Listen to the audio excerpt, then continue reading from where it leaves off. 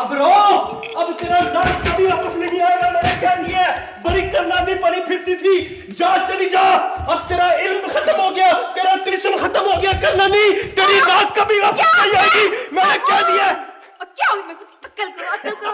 पड़ोसी सुनते हैं कि नाराज होंगे। क्या हो गया? अच्छा। अरे खुशखबरी सुन, क्या? मैं करनानी का नायक गायब कर आया हूँ। उसकी तिलस्मी ताकत भी खत्म हो गई है। अच्छा, बहुत अच्छा किया। शाबाश है ना मेरा भाई। ये करनानी भूल जाती है कि मेरा नाम हाबून जादूगर है, कोई पतलून जादूगर। दिल बतौड़ी, क्या है? ये लाइट क्यों चली गई है? भाई लाइट नहीं गई है। लाइट नहीं गई तो ये आसमान पर काले बादल आ गए हैं क्या? काले बादल भी नहीं आए आसमान पर। दिमाग तो ठीक है तुम्हारा? हाँ? अगर लाइट भी आ रही है और काले बादल भी नहीं है तो फिर ये मेरी आंखों को क्या हो रहा है?